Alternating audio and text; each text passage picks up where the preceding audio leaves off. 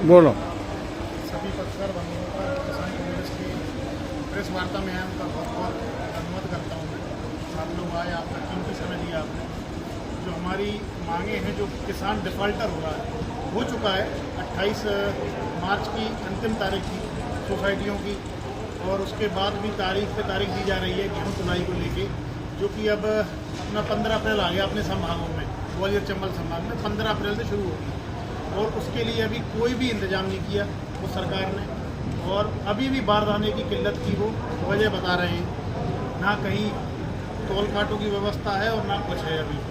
और उसके बाद जो गेहूँ की वो खरीदी की जा रही है, जो की जाएगी, उसमें भी डिफ़ाल्टर किसान हो रहे हैं, और जो डिफ़ाल्टर किसान हैं उनको रेगुलर की जाए, ये सब हमारी सबसे बड़ी मांग है, क्योंकि वो डिफ़ाल्टर तो हो चुके हैं, उनको रेगुलर किया जाए। उसके बाद हमारे जो मुद्दे हैं कि किसान गेहूँ की जो रेट है MSP वो 4000 की जाए। अपने बगल में जो राज्य है राजस्थान, वहाँ भी BJP की सरकार है, लेकिन वहाँ पे सब कम हो चुका है, जो कि मध्य प्रदेश में 29 की 29 लोकसभा सीटें किसानों द्वारा दी गई हैं भाजपा सरकार को। उसके बाद भी यहाँ पे बहानेबाजी की जा रही है, जो मंशा क्लियर है कि किसानों के हित में BJP सरकार नहीं सोच रही है। इसके बाद डीजल पेट्रोल रसोई गैस के जो दाम बढ़ रहे हैं, उसके बाद उनका जो व्यापक तौर पे मिल नहीं रहे, लोग परेशान हो रहे हैं गैस के लिए, पेट्रोल डीजल के लिए। उस पर भी अगर ऐसी कमी आती रही तो किसान कांग्रेस पुरजोर इसका विरोध करेगी, और कुछ भी करना पड़े सड़कों पे भी उतरेगी।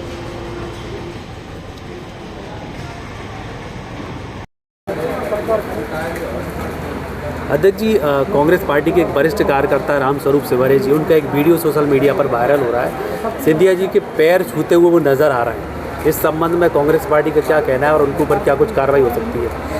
पत्रकार बंधुओं, आपका बहुत बहुत धन्यवाद।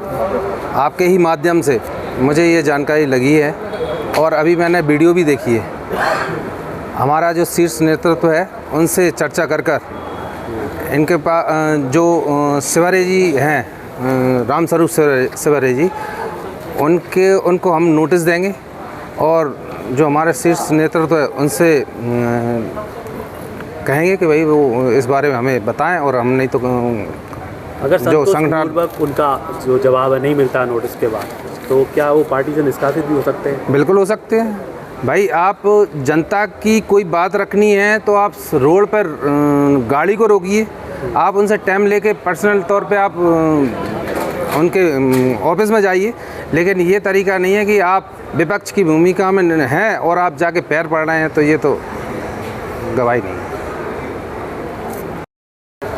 यादव जी, आप जो है कांग्रेस पार्टी के वरिष्ठ महामंत्री हैं, चूँकि अशोकनगर में कांग्रेस के एक जो कार्यकर्ता है रामस्वरूप सिवरे जी, उनका एक वीडियो वायरल हो रहा है सोशल मीडिया पर, और सार्वजनिक रूप से वो जो सांसद हैं ज्योतिरादित्य सिंधिया जी, उनके पैर छूते नज़र आ रहे हैं। देखिए, मैं आपको बता दूं, मुझे अभी आप ही के द्वारा जानकारी लगी है कि कोई ऐसा वीडियो आया है, और इसके बारे में हमारे जिलाध्यक्ष जी ने आपको जवाब दे दिया है। पहले मैं उस वीडियो को देखूंगा, और हम सब लोग वरिष्ठ नेतृत्व, माननीय विधायक जी, जिलाध्यक्ष जी, एक बार सिवरे जी से चर्चा करेंगे कि सिवरे जी ऐसी क्या परेशानी आ गई थी कि आपको हमारे विपक्ष के दल के सांसद के पैर छूने पड़े। ये बड़ा ही ठीक वो व्यवहार उनका नहीं है इस बारे में, और इस तरीके से किसी भी नेता के सार्वजनिक रूप से पैर छूना, वो भी उम्र में छोटे, तो ये पार्टी की गरिमा के अनुरूप नहीं है। और बाकी हमारे जिलाध्यक्ष जी हैं, यदि उनका जो जवाब है संतोषपूर्वक नहीं आता है तो पार्टी से निष्कासन की कार्रवाई उनके ऊपर हो सकती है? देखिए, ये पार्टी का विषय है, माननीय जिलाध्यक्ष जी का विषय है। जैसा पार्टी का निर्देश होगा उस हिसाब से, पार्टी वरिष्ठ नेतृत्व का निर्देश होगा उस हिसाब से पार्टी कार्रवाई करेगी। उनके इस कृत्य को आप गलत मानते हैं? नहीं, सार्वजनिक रूप से किसी के पैर छूना, वो भी अपन से कम उम्र के व्यक्ति के, और विरोधी पार्टी और विपक्षी दल के नेता के पैर छूना कोई बुरी बात नहीं है। पैर छूना तो एक हमारी भारतीय परंपरा है, परंतु पैर छूने का एक तरीका होता है। कोई हमसे वरिष्ठ हैं, कोई हमारे सम्मानीय हैं, उम्र में बड़े हैं, बुजुर्ग हैं, तो हम उनके पैर छू सकते हैं। यदि कोई हमसे उम्र में छोटा है और केवल कोई व्यक्ति पद में बड़ा है तो पैर छूना गलत बात है। मैं तो नहीं मानता इस बारे में। आज कांग्रेस ने ये पत्रकार वार्ता रखी है, चूँकि खरीदी का समय आ गया लेकिन बार बार तारीखें बढ़ रही, कहीं बारदाना नहीं है, कहीं तौल काटे नहीं है। आप क्या कुछ कहेंगे इस बारे में? पूरे मध्य प्रदेश में कांग्रेस पार्टी के द्वारा इस तरीके की पत्रकार वार्ता मंडियों में रखी गई है, खासकर जहाँ पे किसान हैं, और किसानों के साथ ये सरकार लगातार अन्याय कर रही है। 28 मार्च को इन्होंने अंतिम तारीख दी थी कि किसान ऋण जमा करें जो सोसाइटियों का है, और उनका गेहूँ उन्होंने ख़रीदा नहीं, न MSP पे ख़रीदा, वादे भर करते हैं। 15 अप्रैल की तारीख दी है, बारदाने की कमी दिखा रहे हैं। आज से ही तो ख़रीदेंगे कहाँ से? तो इस प्रकार से क्या है कि अच्छा, बिजली विभाग ने भी अधिकतर हमारे ग्रामीणों की DP उठा ली हैं। उसका कारण है कि वो बिल नहीं भर पाए, गेहूँ फसल उनकी नहीं बिक पाई है। तो किसान चारों तरफ से परेशान है, पूरा ब्लैक आउट है हमारे क्षेत्र में। अब उसी को लेके ये सब हम लोगों ने उनकी तकलीफ़ों को लेके यहाँ उन्हीं के समक्ष सरकार अपने आप को किसान हितैषी बताती है, किसानों की सरकार बताती है। किसान तो सरकार से इतना परेशान है कि उन्हें हितैषी नाम का शब्द ही हटा देना चाहिए।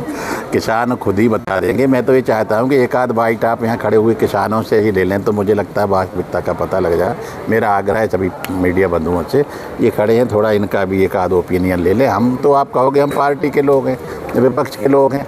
अब सरकार सबसे ज़्यादा समय रात दिन विधानसभा में बिठाल के हमारे विधायकों को हटाने का, उनकी विधायकी समाप्त करने में लगी है। उन्हें किसानों की चिंता बिल्कुल नहीं है। तो पूरे मध्य प्रदेश में है। आगे ना हमारे किसान कांग्रेस के जिलाध्यक्ष जी ने बताया कि एक बहुत बड़ी ट्रैक्टर रैली भोपाल से मामा के घर से मोहन भैया के यहाँ तक ले जाना है, और किसानों की आवाज़ उठाएंगे उसमें सब।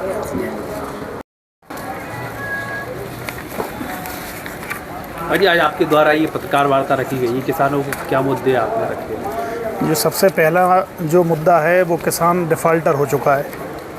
28 मार्च को इन्होंने लास्ट अपनी तारीख दी थी, वो सरकार ने, जो भी इनका ऋण था वो किसानों को, लेकिन अभी तक गेहूं की खरीदी शुरू नहीं की है सरकार द्वारा।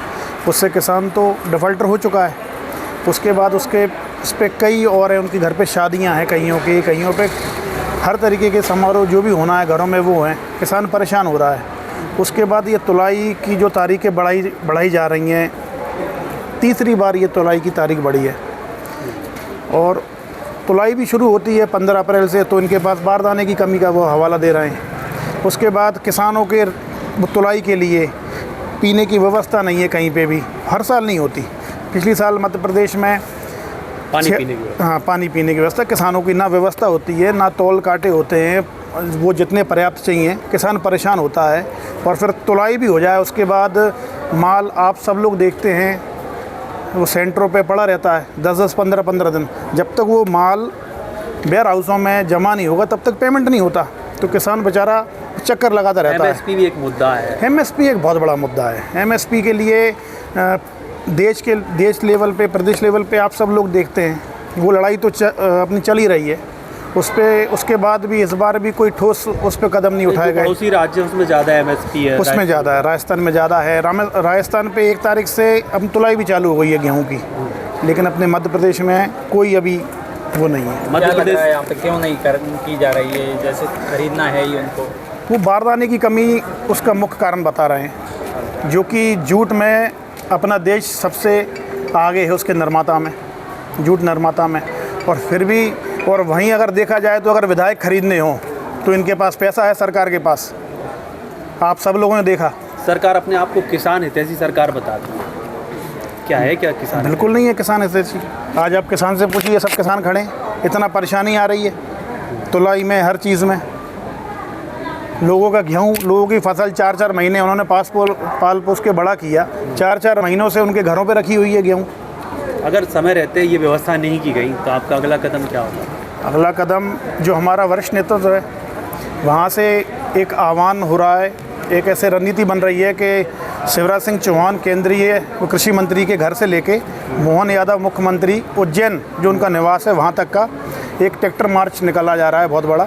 अब उसकी जो भी तारीख तय होगी वो जल्द ही आप सबको पता दी जाएगी।